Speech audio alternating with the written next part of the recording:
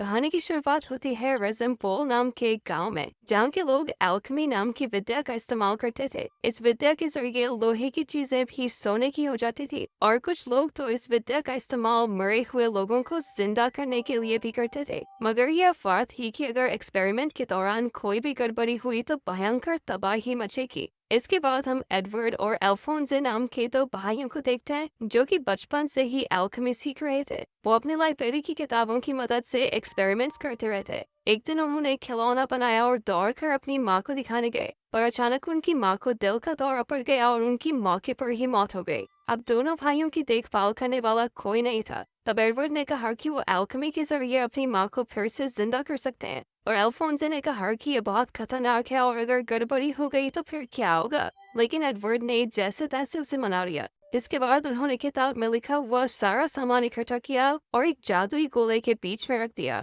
फिर जैसे ही उन्होंने मंत्र बोलने शुरू किए, अचानक गोले में जबरदस्त ऊर्जा पैदा होने लगी और वहाँ एक बहुत ही भयंकर बवंडर बन गया। कुछ ही पलों में उस जादुई बवंडर ने पूरा घर उखाड़ कर रख दिया। इस घटना के 20 साल बाद हम देखते हैं कि एडवर्ड एक पंडित के पीछे भाग रहा था, जिसके पास एक रहस्यमयी लाल पत्थर था। दरअसल ये पारस पत्थर था, और जिसकी मदद से बिना ज्यादा तामझाम के एल्केमी की जा सकती थी। और अचानक उस पंडित ने पत्थरों की मदद से एडवर्ड के ऊपर बड़े बड़े पिलर्स से हमला कर दिया। इसके बाद उसने कई भयानक से दिखने वाले जीव एडवर्ड के पीछे लगा दिए। तब एडवर्ड ने भी अपनी जादुई छड़ी निकाली, और तब हमें पता चला कि वो भी अब एक एल्केमिस्ट बन चुका था। तभी वहां एक रोबोट जैसा आदमी आया और उसने एक एक करके उन सारे अजीबो गरीब जीवों को मार गिराया। इस दौरान उसका हेलमेट नीचे गिर गया, पर उसका कोई शरीर था ही नहीं। इधर एडवर्ड को भी लोहे के हाथ पैर लगे थे, इसी वजह से सब उसे फुल मेटल एल्केमिस्ट कहते थे। आखिरकार उसने पंडित को लोहे के हाथ से मुक्का मारा और उसका वो लाल पत्थर नीचे गिर गया। एडवर्ड ने सोचा कि उसका मिशन पूरा हुआ, पर तभी वहां कर्नल मस्टैंग और उसकी फौज आ गई, और उन्होंने पंडित और एडवर्ड दोनों को ही गिरफ्तार कर लिया। एडवर्ड ने उस लाल पत्थर की ओर इशारा करते हुए कहा कि ये पारस पत्थर है, पर कर्नल मस्टैंग ने उसे दिखाया कि वो नकली था। ये देखकर एडवर्ड बहुत दुखी हो गया, क्योंकि वो इतने सालों से उस पत्थर को ढूंढ रहा था। तभी वो रोबोट जैसा आदमी वापस आया, जो कि कोई और नहीं एडवर्ड का भाई अल्फोंसे ही था। बाद में सब मिलिट्री बेस पहुंचे तो कर्नल मस्टैंग ने कहा कि पारस पत्थर जैसी कोई चीज नहीं होती। वो पत्थर जो पंडित के पास था वो उसकी शक्तियों की वजह से चल रहा था। मगर एडवर्ड को भी विश्वास था कि कहीं ना कहीं उसे पारस पत्थर जरूर मिलेगा। वो इस पत्थर के जरिए अपने हाथ पैर और अपने भाई का शरीर वापस लाना चाहता था। खैर, फिर घर लौटते हुए एडवर्ड को अपनी बचपन की दोस्त विंड्री मिल गई। जब उसे एडवर्ड की कहानी का पता चला तो उसने कहा कि वो भी उसकी मदद करेगी उस पत्थर को ढूंढने में। उधर वो पंडित मिलिट्री के चंगुल से बचते हुए खुफिया कमरे में पहुंचा, जहाँ 3 जादुई गैंगस्टर्स उसका इंतजार कर रहे थे।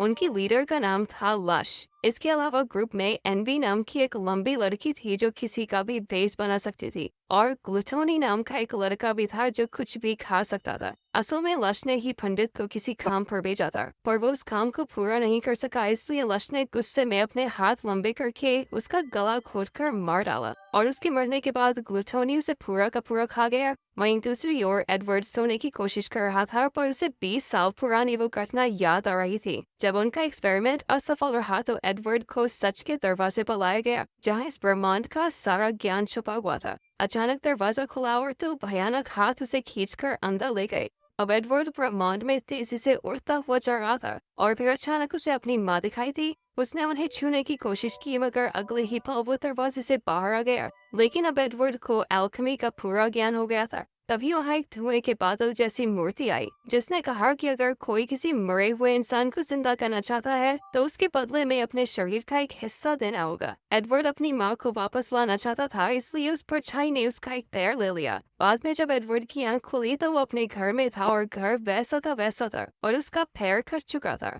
और उसका भाई अल्फोंसे भी कहीं नजर नहीं आ रहा था। तब उसे एहसास हुआ कि अल्फोंसे ने शायद उनकी माँ को वापस लाने के लिए खुद को ही कुर्बान कर दिया हो। इसके बाद एडवर्ड उस जादुई गोले के पास गया, जहाँ उन्होंने एक्सपेरिमेंट किया था। वहाँ एक काले रंग के धुएं वाला अजीब सा जीव था, जो उनकी माँ तो बिल्कुल नहीं थी। तब गुस्से में वो एक आर्मर सेट से टकराया और अपने भाई को वापस जिंदा करने के लिए पूजा करने लगा। एक बार फिर से वो सच के दरवाजे के सामने आ पहुंचा। इस बार उसे अपने भाई को जिंदा करना था, तो उसके बदले में उसने अपना एक हाथ दे दिया। जब उसकी आंख खुली तो उसने देखा कि अल्फोंस जिंदा हो गया था, पर उसका शरीर नहीं था, बल्कि वो एक रोबोट जैसा दिख रहा था। खैर, अब वर्तमान समय में कर्नल मस्टैंग दोनों भाइयों और विंड्री को टक्कर नाम के एक अल्केमिस्ट के पास लेकर आया, क्योंकि उन्हें उम्मीद थी कि यहाँ से पारस पत्थर की थोड़ी जानकारी मिल सकती है। टक्कर ने उन्हें अपने कई आविष्कार दिखाए। उसने कई जानवरों को मिलाकर नए जानवर बना दिए थे। बाद में एडवर्ड ने टक्कर को अपनी पूरी कहानी सुनाकर कहा कि वो कैसे भी करके पारस पत्थर तक पहुंचना चाहता है। टक्कर ने जवाब दिया कि वो ये तो नहीं जानता कि पत्थर कहाँ मिलेगा, लेकिन वो अपनी तरफ से एडवर्ड की पूरी मदद करेगा। इसके बाद एडवर्ड और विंड्री ट्रेन से दूसरे शहर पहुंचे। यहाँ वो डॉक्टर मार्को से मिलने आए थे, जिसके पास पारस पत्थर की जानकारी थी। मगर जैसे ही वो उसके घर पहुंचे तो मार्को को लगा कि वो बुरे लोग हैं, और उसने एडवर्ड और विंड्री पर गोलियां चला दी। तब एडवर्ड को अपने आप को बचाने के लिए मार्को को बेहोश करना पड़ा। खैर, होश में आने के बाद मार्को कहने लगा कि अगर वो पारस पत्थर के बारे में ना ही जाने तो ही बेहतर है। तभी अचानक उसे कुछ महसूस हुआ और उसने खिड़की पर गोली चला दी। तब ये खुलासा होता है कि गैंगस्टर लश उनकी जासूसी कर रही थी। वो धीरे धीरे उन तीनों की ओर पड़ने लगे। मार्को ने उस पर कई गोलियां चलाई, लेकिन लश पर कोई असर नहीं हुआ। आखिरकार उसने सबको दीवार में चिपका दिया और फिर मार्को के सीने में चाकू घोंप दिया। उसके जाने के बाद मार्को ने अपनी आखिरी सांसें गिनते हुए एडवर्ड को बताया कि पारस पत्थर का सच उसे लेबोरेटरी 5 में मिलेगा। असल में ये एक खुफिया बिल्डिंग थी जिसका इस्तेमाल मिलिट्री करती थी। बस इतना बताते ही मार्को की मौत हो गई। इसके बाद एडवर्ड सीधा टक्कर के घर पहुंचा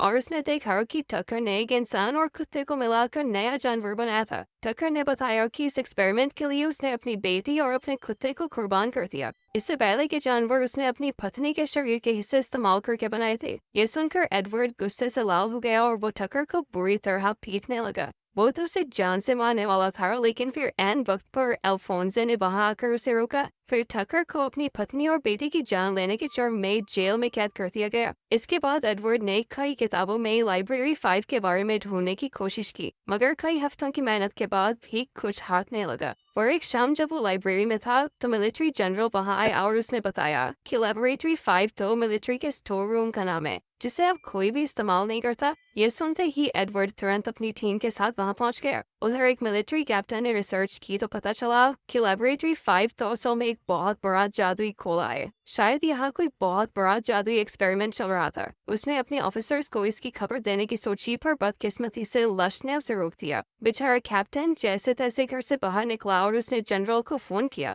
मगर तभी एनवी कर्नल मस्टैंग का भेस बनाकर वहां आई और कैप्टन का खून कर दिया। असल में वो कर्नल पर इल्जाम लगाकर उसे जेल में डालना चाहते थे। उनका प्लान कामयाब रहा क्योंकि कुछ लोगों ने उसे हत्या करते हुए देख लिया और पुलिस को खबर कर दी थी। वहीं दूसरी ओर वो पागल अल्केमिस्ट टक्कर भी जेल से बाहर निकला। इधर एडवर्ड और उसके दोस्तों को भी गिरफ्तार कर लिया गया, क्योंकि वो अक्सर खूनी मस्टैंग के साथ दिखाई देते थे। उन्हें कमरे में कैद कर दिया गया, पर एडवर्ड बड़ी ही चालाकी से सबको लेकर भाग निकला। इसके बाद वो एक गाड़ी चुरा कर लेबोरेटरी 5 में पहुंचे, जहां कर्नल मस्टैंग और एक लेफ्टिनेंट के बीच लड़ाई चल रही थी। अचानक मस्टैंग ने चुटकी बजाई और लेफ्टिनेंट को आग लग गई। सबको लगा कि मस्टैंग पागल हो चुका है, और तभी चलते हुए लेफ्टिनेंट का रूप बदला और तब हमें पता चला कि वो लेफ्टिनेंट के भेस में एनवी थी। जल्द ही लश और उसके गुंडे भी वहां पहुंचे और लश ने मस्टैंग के पेट में चाकू घोंप दिया। इसके बाद वो वहां से भागने लगी तो एडवर्ड ने उसका पीछा किया, मगर जल्द ही वो एक सुनसान कमरे में पहुंचा जहां एक बड़ा सा जादुई गोला बना हुआ था।